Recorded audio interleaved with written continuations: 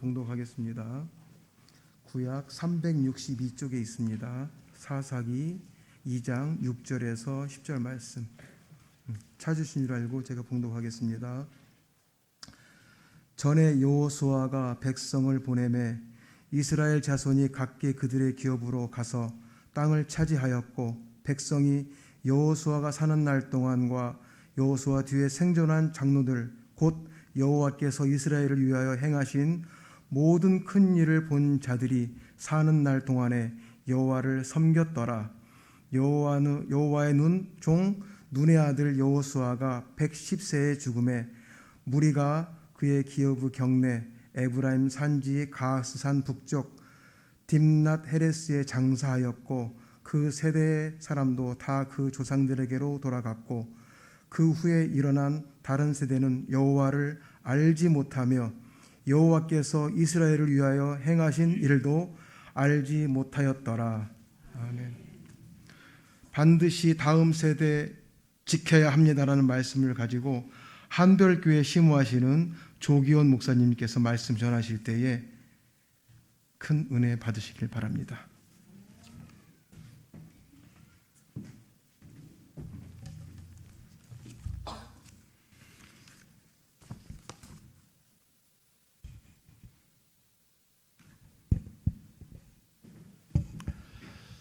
할렐루야. 네, 여러분 반갑습니다. 안 반갑습니까? 네, 이렇게 우리 이지연 목사님께서 참 많이 수고하시고 애쓰시면서 아름답게 이루어가는 우리 새과천 교회 우리 당회와 함께 이렇게 초청을 해주셔서 부족한 종이 귀한 강단에서 이렇게 말씀을 전할 수 있는 그런 기회를 주신 것, 우리 하나님께 감사를 드리고 또 당회와 우리 교육위원회 우리 목사님께 감사를 드립니다.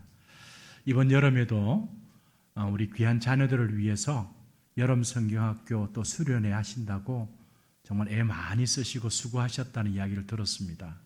제가 목사님께 전화를 드려서 여쭈었거든요. 그래서 어떻게 진행됐는가.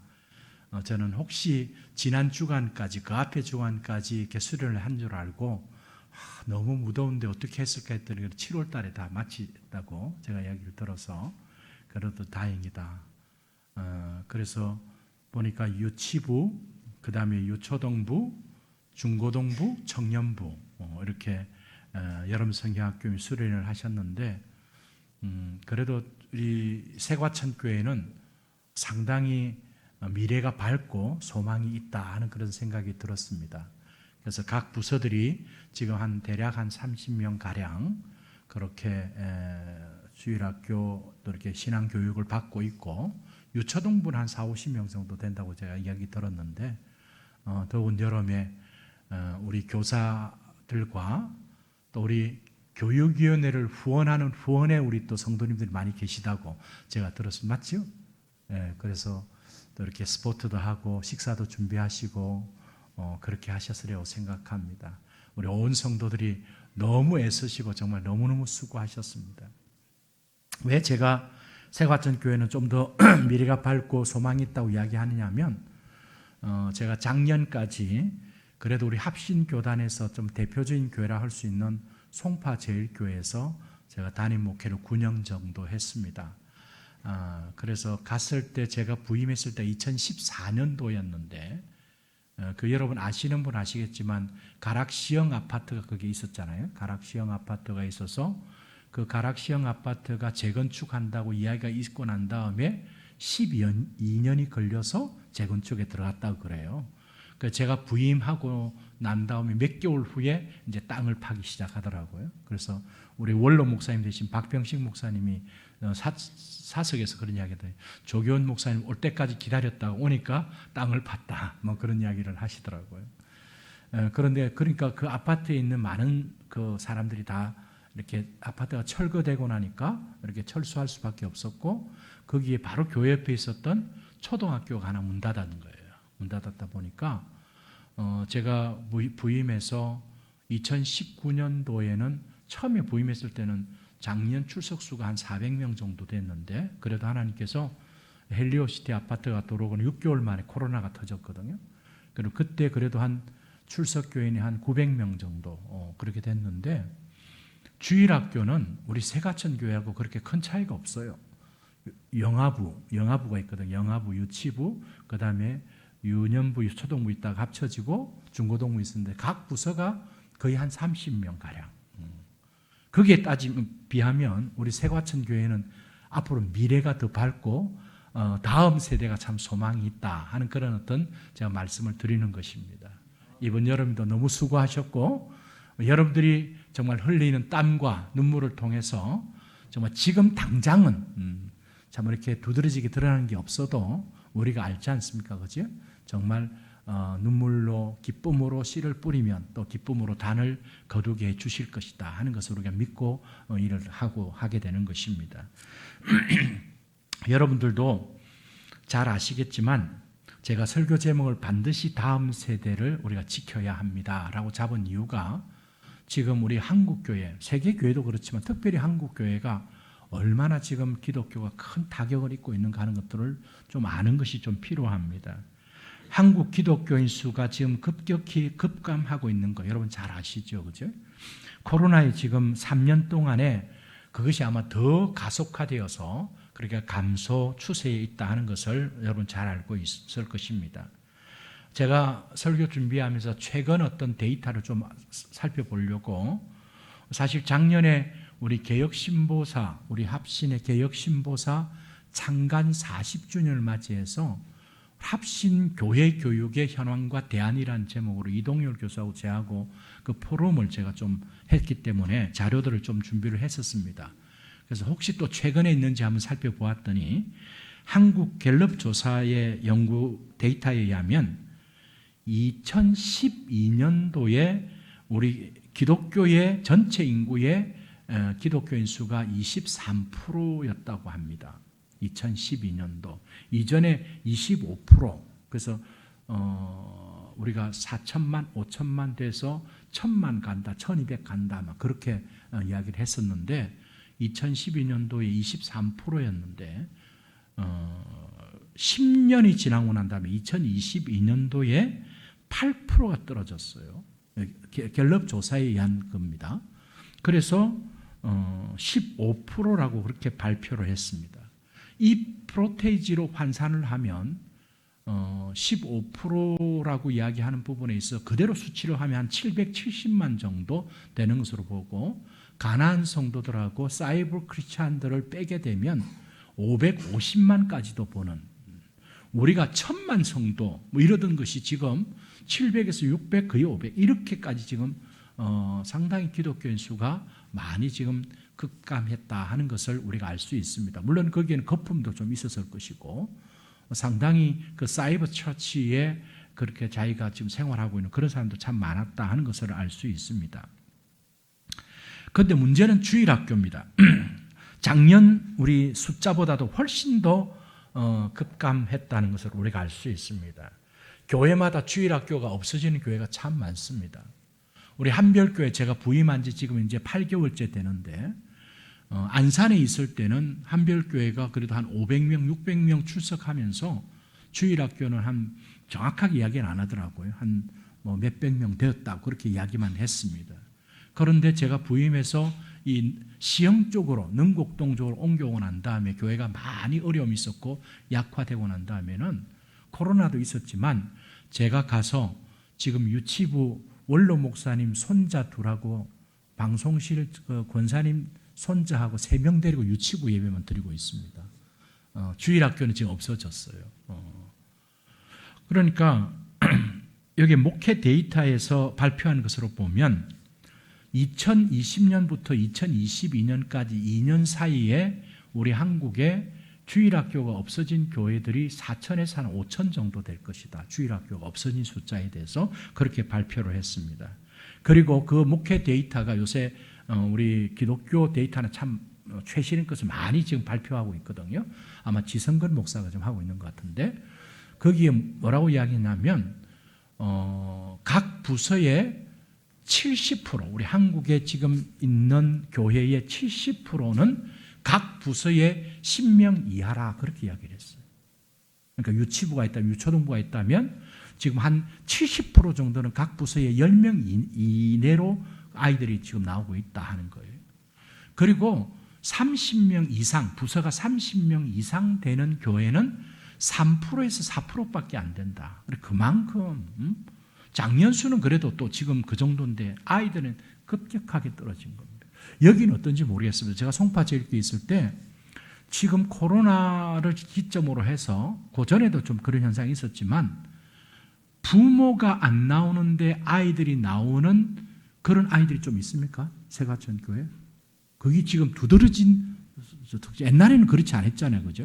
아이들 그 친구들 따라서 보내고 이러는데 요새는 부모가 안 나오면 안 나오는 그 부모가 안 나오는 아이들을 교회에서 찾아보기가 어려운 지금 그런 어떤 상황이 되어졌다 하는 것입니다.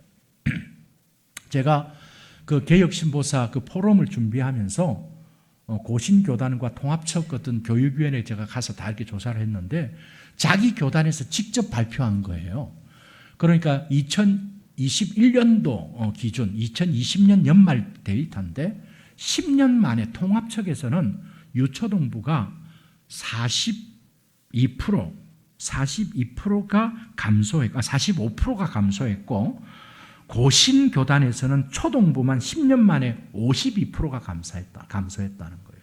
예를 들어서 20만 명이었다고 그러면 10만 명이 날아간 거예요. 여러분, 우리 한국의 통합청이나 고신은 그래도 얼마나 그 든든한 어떤 교단입니까? 그죠?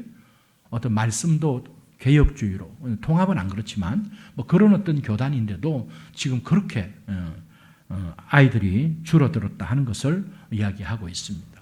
한 가지만 더 데이터를 이야기하자면 여러분들 너무 잘 아시겠지만 지금 인구 절벽을 정말 실감하는 그런 저출산율, 이것이 사회적인 문제는 지금 점점 더 말할 것도 없고 특별히 우리 다음 세대를 이야기하는 우리 교회 안에 이것은 심각한 지금 문제가 되어지고 있습니다. 여러분 아시는 것처럼 198개국 가운데 2년 연속으로 우리나라가 제일 출산율이 낮은 그런 국가로 발표가 되었습니다. 여러분 세계 평균 출산율이 2.4명이거든요. 한 가정에 2명 내지 2명 반 정도가 평균인데 우리나라는 2019년도에 0.9명이었어요. 그러니까 한 명이 채 안 되는 그런 거였는데 1년 만에 0.84명으로 줄었고 서울은 0.64명. 서울 쪽에서는 거의 뭐 두 가정당 한 명 정도 그렇게 이렇게 아이가 태어나는 걸로 그렇게 되어 있습니다. 그런데 앞으로 더 심각한 것은 미혼 30대 여성의 53%가 결혼하지 않겠다 하는 그런 데이터입니다. 이것도 이제 상당히 신뢰를 할 수 있는 데이터예요. 그러니까 지금 모르겠어요. 30대 이상 되는 여성도 우리 세과천 교회 여기는 아직 30대 아니죠? 30대 아닌 것 같은데 30대 이상 되는 여성들 가운데 53%니까 반이 넘는 거예요. 결혼하지 않겠다는 것이고 20대 30대 여성들이 앞으로 아이를 낳지 않겠다는 것은 62%. 그러니까 지금 점점 더 그죠? 여러분 세과천 교회에 20년에서 25년 후에 여기에 누가 남아 있겠습니까? 이재현 목사님도 안 계시겠죠? 20년, 25년. 여러분 우리 세과천 교회는 그래도 지금 소망이 있다는 거예요. 제가 지금 이런 데이터를 이야기하면서 그래도 상당히 미래가 좀 밝다는 느낌이 드는데 여기에 지금 20대, 30대 되시는 성도들이 잘 지금 신앙의 그런 그 아름다운 유산을 이렇게 전성을 받아서 개성되어져서 여기서 잘 훈련 받아야지 20년 후에 세과천 교회가 그래도 든든하게 서갈 수 있는 거예요. 만약에 20, 30대가 지금 지지부진하고 막 이래 없으면 지금은 그래도 뭐 이 아파트 참 정말 좋은 곳에 교회 잘 지어갖고 사람들이 막 왔는데 그 20, 30대가 없으면요 한 5년, 10년 후에 이 분위기가 완전히 달라져요. 달라진대요. 저희 교회도 가보니까 숫자 얼마 안 됩니다. 안 되는데 교회 분위기가 너무 중요해요. 교회당은 괜찮거든. 이정용 목사님 괜찮잖아요. 그죠? 딱 들어오면 강대상 앞에가 너무 올드해. 강대상도 올도하고 스크린도 올도하고 심지어는 송파제교 성도들이 그러더라고요. 목사님, 그 교회는 유튜브가 뜨는데 왜 그렇게 흐릿하고 그러냐고. 그리고 이 강대상이 2개 해가지고 담임 목사님도 강대상 위에는 일주일에 한 번만 올라가요. 한 번만 올라가는데 큰 거 놓아져 있다고. 그러니까 사람들이 딱 오더만 딱 첫 느낌이 그래요. 찬송도 느리고 뭐 앉아 있으신 분들도 좀 그렇고 뭐 이러면 그 다음에 오겠습니까? 안 오겠어요? 잘 안 온대도요. 물론 그 안에 정말 말씀의 그 능력과 성령의 권능의 역사들이 있어야 되지만 여러분도 중요하다고요. 제가 뭘 이야기 드린 겁니까? 정말 다음 세대라고 하는 부분을 우리가 늘 말을 많이 합니다. 근데 실제적으로 우리 교회가 지금 정말 헌신하고 충성하고 애쓰고 수고하시는 그 다음에 이어지는 개성되어지는 그런 어떤 다음 세대가 있어야지, 그리고 꼭 그 자녀들의 세대가 있어야지 우리 새가천교회가 20년, 30년, 40년, 50년 주님 오실 때까지 교회의 사명을 힘있게 감당할 수 있는 그런 교회가 되어질 수 있다는 거예요. 그렇죠? 또 여러분 아멘이죠? 네. 아멘을 그냥 하시면 아멘 합니다. 입술로만 하지 마시고. 여러분, 그런데 이런 어떤 부분들에 정말 우리가 잘 알면서 다음 세대에 정말 온 힘을 쏟지 않는다면 일단 수적으로 교회 소멸로 이어질 수밖에 없다는 것입니다. 여러분, 유튜브에 요새 보니까 유럽 교회가 어떻게 되어지고 그 좋았던 그 교회 건물들이 어떻게 되는 게 유튜브에 많이 나와 있어요. 여러분 보셨을 분도 있을 거예요. 우리 한국 교회도 뭐 그렇게 되지 않은 법이 없어요. 오히려 그 이상일 수 있습니다. 여러분 미국 가셔서 혹시 가보신 분인지 몰라도 수정교회라는 게 있습니다. 크리스탈 처치라고. 여러분 잘 아는 로버트 슐러 목사님 아시죠? 미국에서 이 대형교회 지금 들어오기 전에 로버트 슐러 수정교회 그래도 10,000명이 넘어가는 명물교회였어요.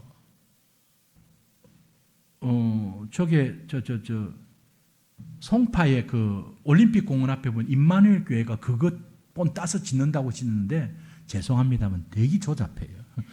그런데 미국의 크리스탈 처치는 진짜 멋있습니다. 엄청나게 멋있어요. 로버트 슐러 목사님 2006년까지 목회를 하는데 그때까지는 괜찮았어요. 제가 2007년에 갔는데 2006년에 목사님이 그만두시면서 아들이 돌았잖아요. 그런데 그때 갔을 때 벌써 2007년도 이렇게 갔는데 연세가 거의 80이 되신 분이, 여러분 그 크리스탈 처치는 관광객들이 와서 그 교회를 돌아보는 것을 수입으로 그렇게 많이 잡았어요. 그런데 그것을 가이드하는 분들이 젊은이들 하나도 없어요. 전부 다 나이 드신 80세 되는 분들이 다 하고 있어요. 그래서 좀 물어봤더니 어떠냐니까 연세 많으신 지금 그 어르신들 200명만 남았다는 거예요. 10,000명 되던 교회가. 그리고 결국에는 2008년도에 어쩔 수 없어가지고 파산 신청을 하고 2010년도에 매각을 하게 되는 그런 어떤 결과예요. 여러분 왜 그럴까요? 왜 그럴까요? 지금 우리가 이야기하고자 하는 다음 세대가 없으면 그런 모습이 되는 거예요. 아무리 좋은 교회, 오히려 그 좋은 교회가 엄청난 짐이 됩니다. 짐이 됩니다. 새가천교회는 그렇게 크게 안 지어서 짐은 그렇게 안 될 거예요.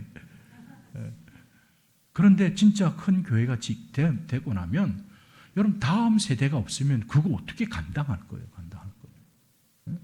그러니까 그런 어떤 지금 외적인 부분이 아니라 제가 이제부터 말씀드리려고 하는데 이 수적 어떤 급감 어떤 문제로 인해서 교회가 폐쇄되는, 주일학교도 그렇고 폐쇄되는 그런 어떤 교회. 여러분 우리 경기 중로에 속해 있잖아요.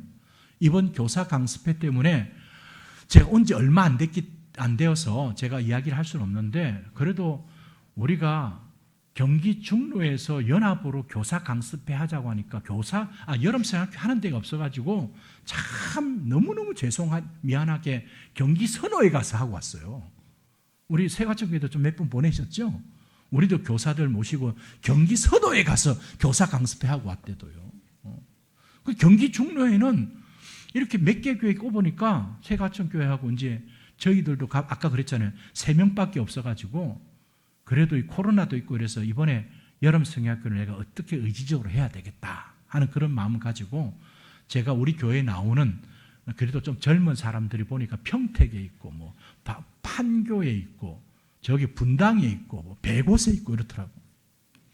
제가 가정통신문을 다 보내가지고 다 어떻게 모았더니 14명에다가 새로운 아이 4명에서 18명이 여름성학교를 했어요.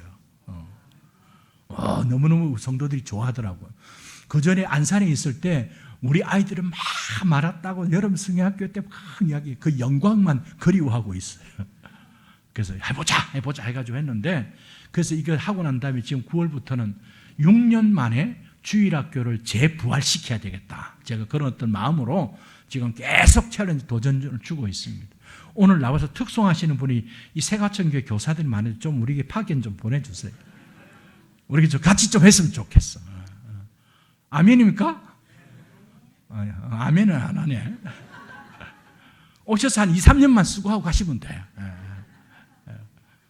그리고 이 세가천 자기 교회만 살면 되겠어요. 다른 교회도 살려야지. 하나님의 나라. 아멘 하셨습니다.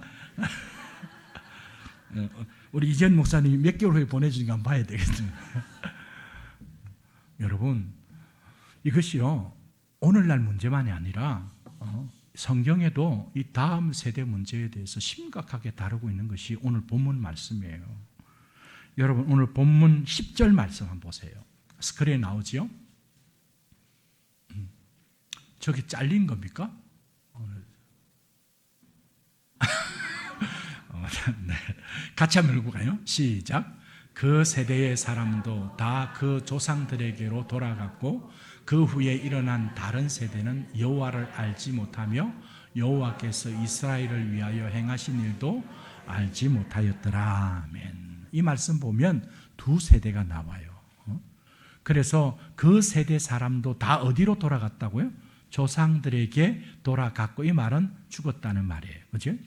그러니까 이것을 이전 세대죠. 여호수아 세대와 여호수아가 죽고 난 다음에도 그 가나안 전쟁 역사를 알고 있는 그 장로들의 세대, 그 어떤 생존한 세대가 있는가 하면 그 후에 일어난 다른 세대, 그죠? 그 세대는 그 여호와를 알지 못했다. 이 두 세대가 지금 나오고 있음을 보게 됩니다.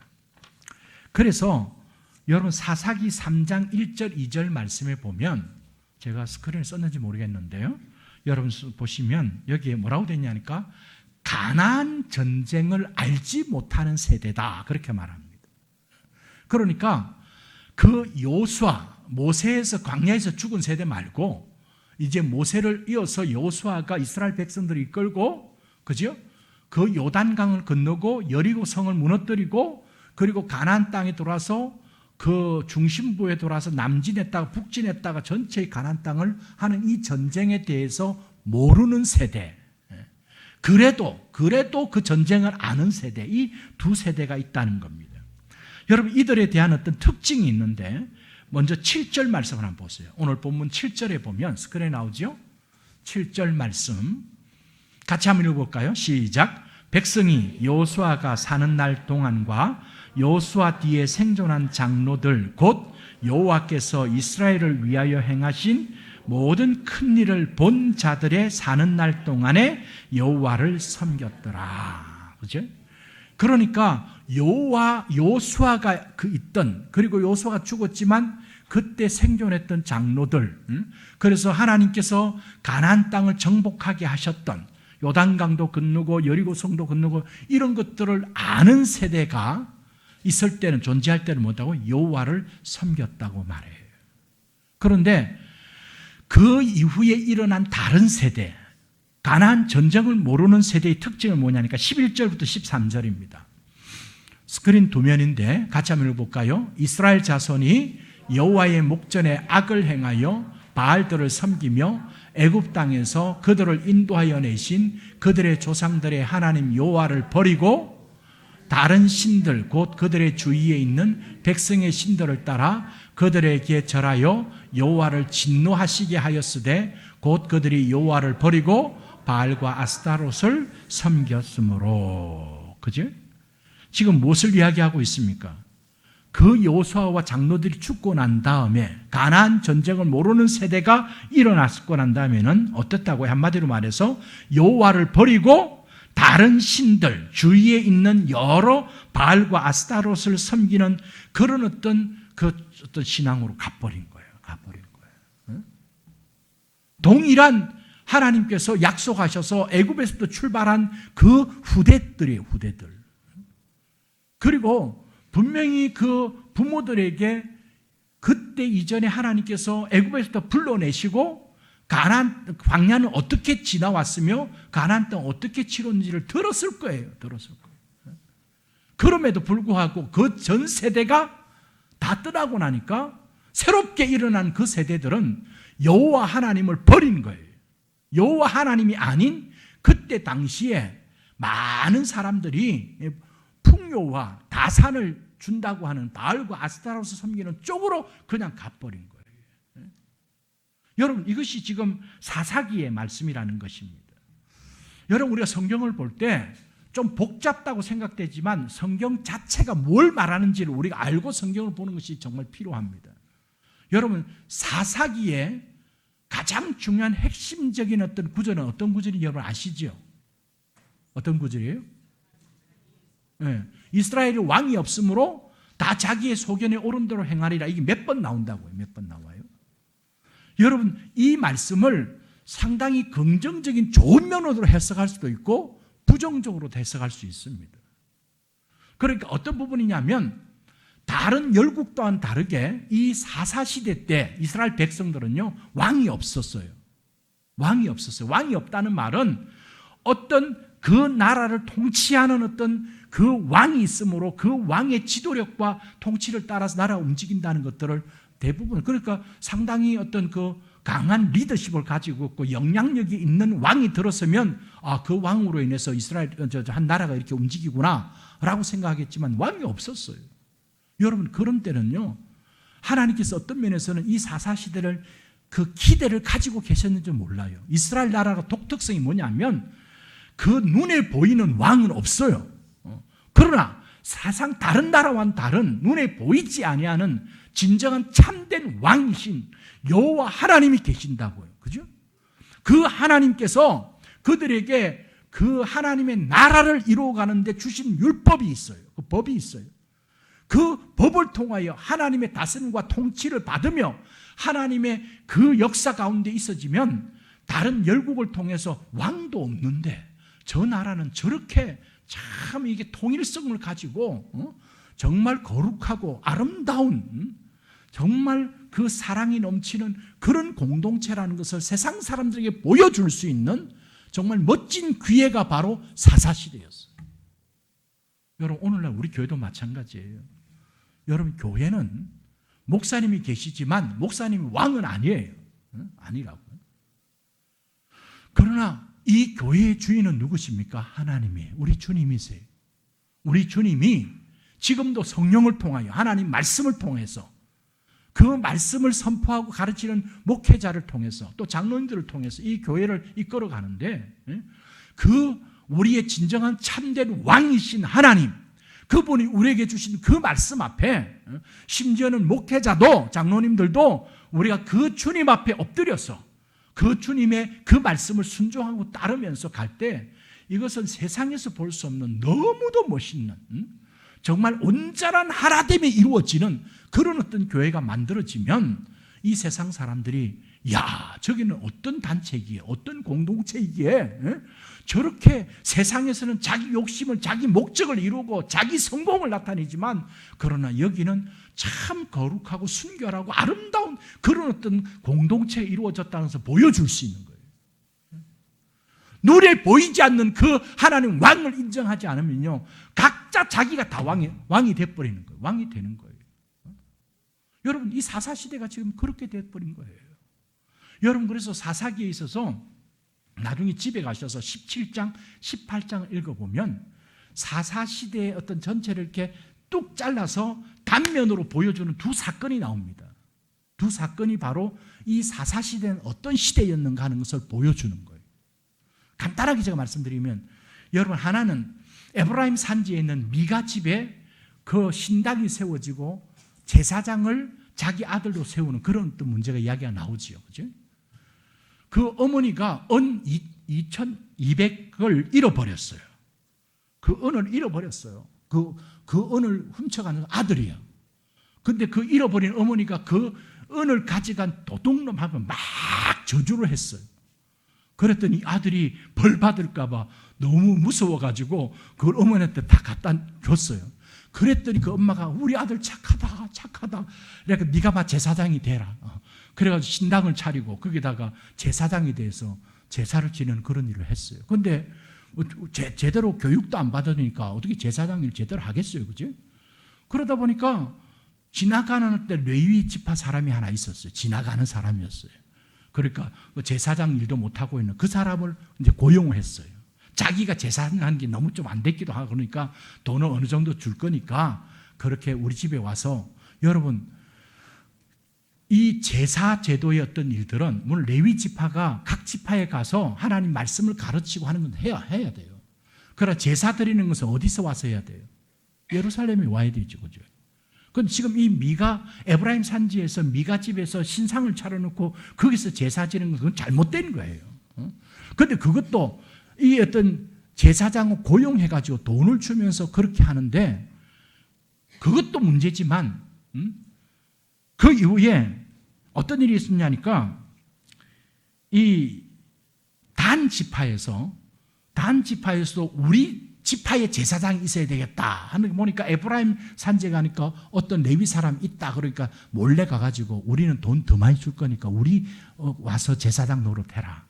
한 가정의 제사장이 좋냐 한 지파의 제사장이 좋냐 우리가 더 많이 줄게. 이거 완전히 매관매직을 하는 거예요.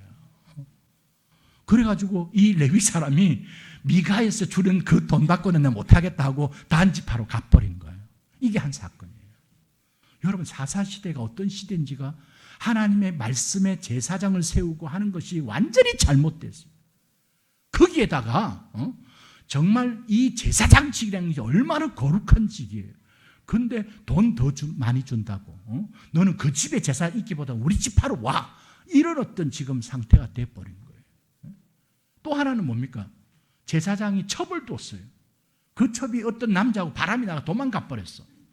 그랬더니 그것도 여자를 찾으러 갔어요. 이 제사장이. 그 데려오면서 같이 주막에다 따뜻한 방이 있으면 되는데 왜 그 여자는 또 밖에 뒀네? 그 동네 비루들, 깡패들에게 이 여자가 밤새도록 윤관을 당했어요. 그래가지고 이 제사장이 화가 나가지고 그 여인을 12도막을 잘랐어요. 이런 일이 왜 어떻게 있어요? 그래가지고 12지파에 다 그 시신을 잘라가지고 12개 다 보냈더니 그걸로 인해서 어떤 일이 생기니까 이스라엘 나라가 완전히 자기 지파들끼리 싸움이 벌어진 거예요. 여러분, 얼마나 거룩한 하나님의 이스라엘 나라 이렇게 된 거예요. 여러분, 이것이요. 20장에 가서 보시면 비느하스라고는 그 제사장이 나오는데, 선지자가 나오는데 그 비느하스 언급되는 것은 20장 마지막이 아니라 사사시대 연대로 따지보면 사사시대가 시작되고 얼마 안 된 그때 활동하던 선지자예요. 그러니까 사사시대 전체가 어떻다는 거예요? 이런 모양 꼴이에요. 제가 왜 이 말씀을 좀 길게 설명하느냐 하면 앞에서 2장에서 말씀하는 그대로 여호수아와 그 장로들이 하나님께서 가나안 전쟁 가운데 역사하셨고 그래도 우리는 하나님이 살아계심을 안다 라고 했을 때는 어떻게 했다고요? 여호와를 섬겼어요. 그런데 그들이 다 떠나고 난 다음에 그 이후에 일어난 그 다른 세대, 그 다음 세대들이죠, 그죠? 하고 난 다음에는 하나님 정말 헌신짝처럼 버려버리고 그리고 그때의 어떤 살아가는 세상 속에서의 어떤 얼마든지 이득을 누리고 이것이 진짜 우리가 손에 잡히는 것처럼 풍요와 다산을 준다고는 바알 와사를 다 쫓아가 버린 거예요. 그럼 여러분 어떻게 되겠어요? 하나님 이스라엘 나라는 이스라엘 나라에서 의미가 하나도 없어진 거예요. 하나님께서 그들을 그냥 두실 이유가 없는 거예요. 블레셋 나라부터 계속 외침을 당해가지고 엄청난 고통을 겪게 되는 그런 모습이 바로 오늘 본문이고 이 사사시대 이야기라는 것입니다. 사랑하는 성도 여러분, 이것이 오늘날 우리들의 이 시대 속에서도 절대 없으라는 법이 없습니다. 시대도 그렇고 이 세과천교회도 마찬가지입니다. 여러분 이 말씀을 기억하면서 정말 하나님께서 어떻게 우리에게 역사하셨는지를 우리 자녀들에게 잘 전수하고 물려주고 그 자녀들이 부모님의 그 신앙은 진짜 신앙이야. 야, 우리 부모님 보면 진짜 하나님을 잘 섬겼던 그런 어떤 신앙이 우리 부모님들이야. 그리고 그들이 정말 부모님의 그 신앙의 권위에 따라서 잘 따라오는 그런 자녀들이 되어진다면 정말 미래가 밝습니다. 이 세가천교회가 지금 소망이 있습니다. 여러분 그렇지 않으면 이 사사시대처럼 우리 지금 이 시대에 있는 우리 어르신들이 떠나고 나면 어떤 일이 벌어질지 모른대요. 여러분 얼마 전에 우리 한별교회에서 여름 성경학교를 마치고 난 다음에 바로 제가 디모데 후서에 나오는 말씀을 가지고 우리 성도들에게 이 말씀을 던졌어요. 무슨 말씀을 던지냐니까 정말 여러분들이 너무너무 사랑하시는 여러분들의 자녀들에게 정말 무엇을 유산으로 진짜 물려주려고 하는 게 뭐냐? 내가 그렇게 도전을 했어요. 권사님, 손주들이 있는데 자녀들은 좀 늦어다 치고 그리고 중학교, 고등학교 저 자녀들이라도 내가 우리 사랑하는 자녀에게 무엇을 내가 물려주고 남겨주고 그 자녀가 우리 부모님이 이것 남겨줬다. 이것만이 정말 우리가 이 세상에서 예수 믿는 사람으로 살 수 있는 것이구나 라고 하는 것이 여러분 뭘 물려주려고 하고 있는가. 우리 주일학교 교사님 되신 분들도 이 부분을 잘 생각하시면 좋겠어요. 내가 얼만큼 이 아이들을 내가 지도하고 가르칠지 모르지만 이 아이들에게 내가 뭘 남겨주고 물려줘야지 되겠느냐. 여러분 오늘날 얼마나 많은 부모들이 그 자녀들이 그래도 이 땅에서 경쟁 사회 가운데 뒤처지지 않고 낙오되지 않기 위해서 얼마나 많은 애를 쓰고 있습니까? 그죠? 물질을 투자하고 어떻게 적극적으로 스포트하고 그죠? 이거 하기 싫은데도 억지로 시켜가지고 네가 이거 안 하면 안 돼! 막 하면서 그렇게 하고 있잖아요. 그죠? 정말 잘하고 있는 거예요. 그러나 정말 중요한 건 놓치고 있는 건 없어요. 생각해 봐야 되는데도요. 여러분, 아이들에게 재산도 물질도 좀 이렇게 성공할 수 있는 그런 어떤 토대를 마련해 주는 거 필요 없다는 게 아니에요. 아이들에게 도움이 될 수도 있을지 모르겠지만 잘 들으십시오. 도움이 아니라 독이 될 가능성도 얼마든지 있습니다. 제가 미국의 펜실베니아 펜스테이트 유니버시티에 있었어요. 제가 가기 전부터 있다가 제가 거기에 유학생 교회 목회자로 갔는데 제가 간 고회에 이제 떠났는데 이름이 하면 대부분 아는데 우리나라의 정권을 잡았던 그분의 아들이 있었어요. 아들이. 펜실베니아는 그렇게 좋은 도시가 아닙니다. 그런데 포르쉐 타고 다녔어요. 엄청나게 지원했어요. 지금 보면 압니다. 그 아들이 어떻게 살고 있는가. 절대 도움이 안 돼요. 오히려 그렇게 해준 것 때문에 망쳤어요.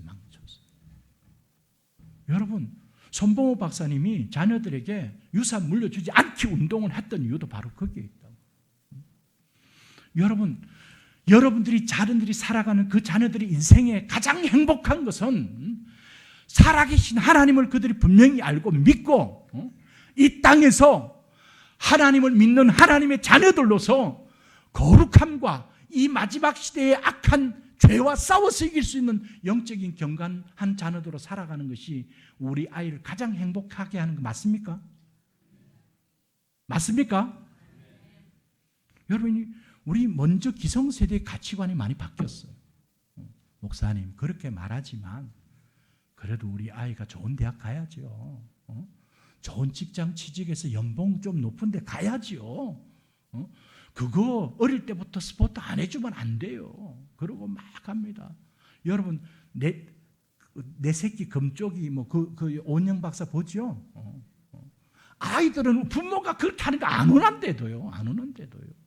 근데 그것이 갈등과 불균형 때문에 오는 아이들이 얼마나 상처가 많고 그것 때문에 나타나는 현상이 얼마나 참 어려운 가정들을 많이 봅니까? 그죠?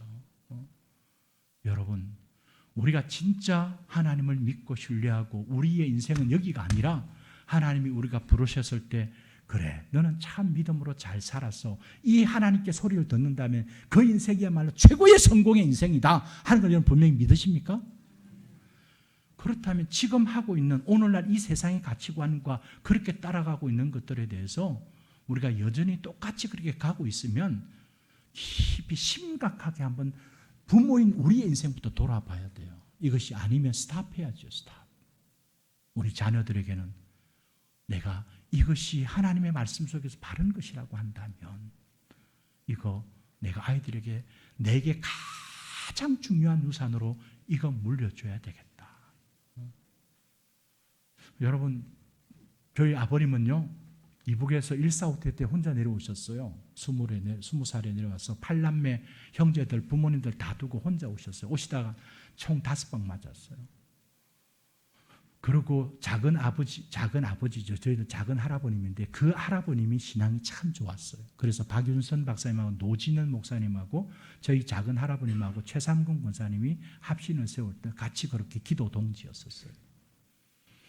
그런데 예수님 만나고 진짜 예수님의 사랑을 우리 아버님이 그 작은 아버님에 이어서 봤어요. 그러니까 그 작은 아버지의 자식도 한 9남매가 되는데 8남매가. 그런데 목사님 전도사 때 데려와서 목사님도 그 할아버지 집에서 키웠어요. 그런데 조카인 우리 아버지가 들어갔는데 그 자녀들이 작은 할아버지 아버지의 신앙이 우리 조카에게 그대로 이어졌어요. 제가 지금 돌아보면요 목사인 저보다 저희 아버님이 정말 훌륭하세요. 살짝 제가 우리 아버님 살짝 샤머니즘 같은 게 조금 있다라는 생각도 잠깐 했어요. 고등학교 때. 그런데 지금 돌아보니까 우리 아버님이 그렇게 하나님 순수하게 사랑하고 정말 하나님을 그렇게 정말 사랑했던 그 모습을 제가 볼 수 있었어요. 여러분, 그것은 제게 지울 수 없는.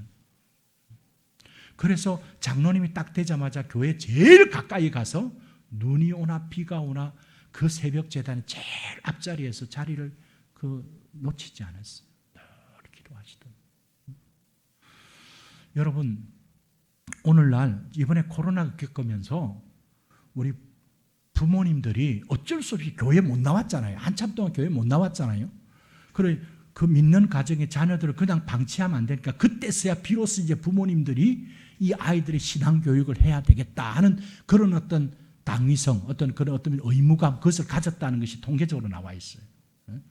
그런 면에서는 저는 상당히 좋은 점이라고 생각해요. 왜냐하면 여러분 우리 자녀들의 신앙의 1번지가 어디냐니까 교회가 아니에요. 가정이에요.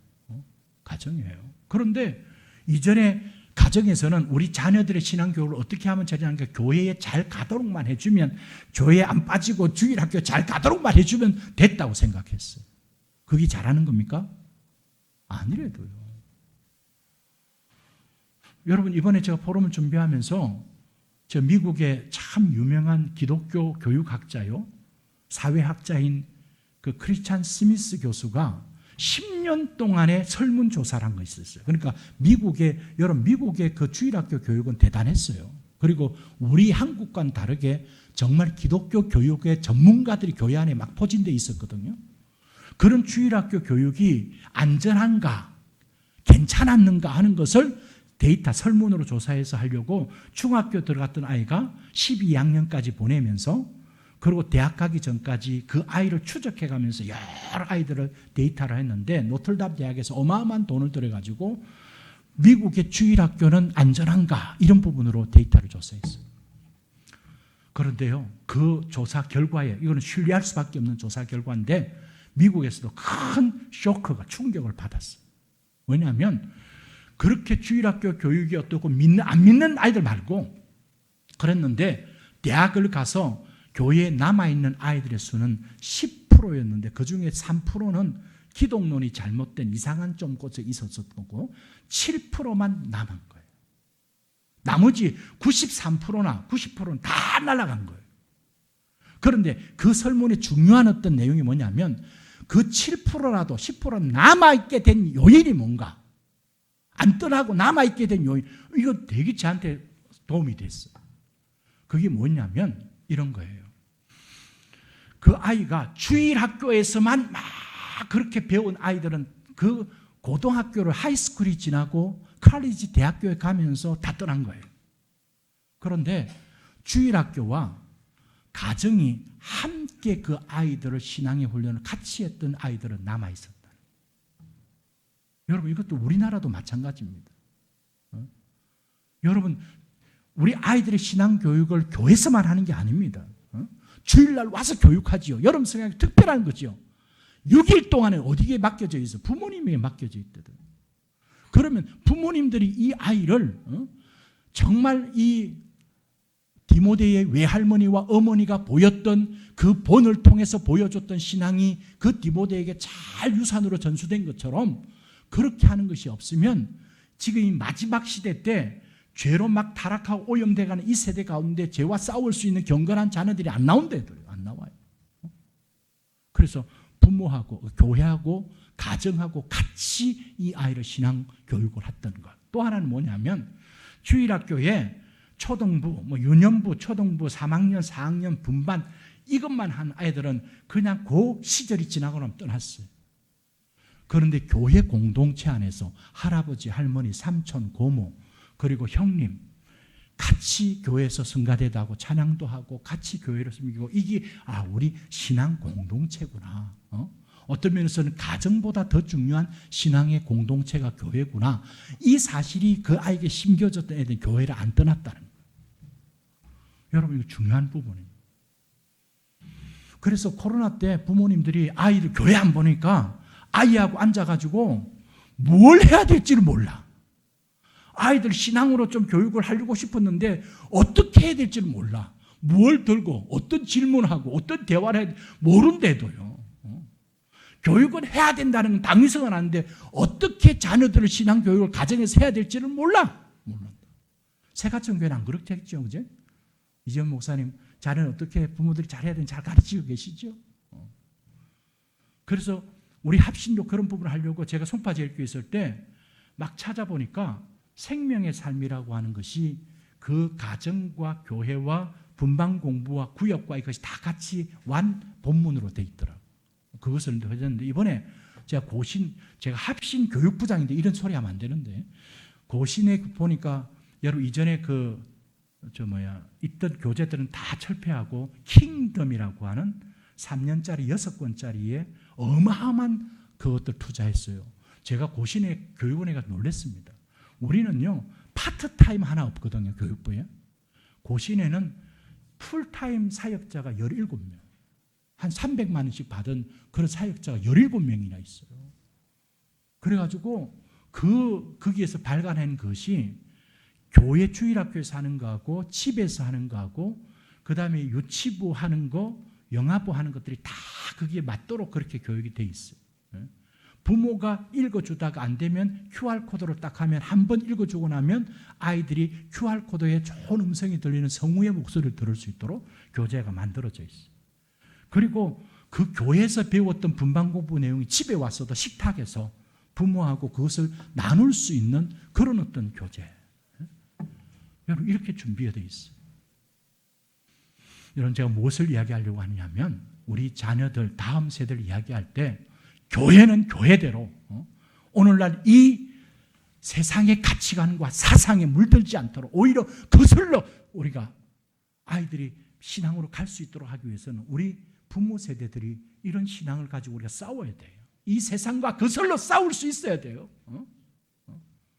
오늘날 탕류처럼 쏟아지고 있는 이 시대의 조류에 우리 부모들은 그냥 떠내려가고 있으면서 그 세상의 가치관에 그냥 가고 있으면서 우리 아이들이 뭘 가르치실까?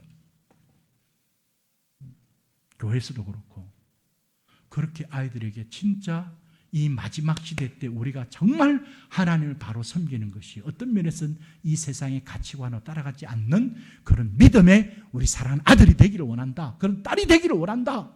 라고 하는 것으로 하나님 앞에 엎드려 기도하고 정말 그 아이들에게 부모와 함께 집에서 한마디 한마디의 말씀을 좀 나눌 수 있는 장이 있어야 돼요. 같이 나눠야 돼요.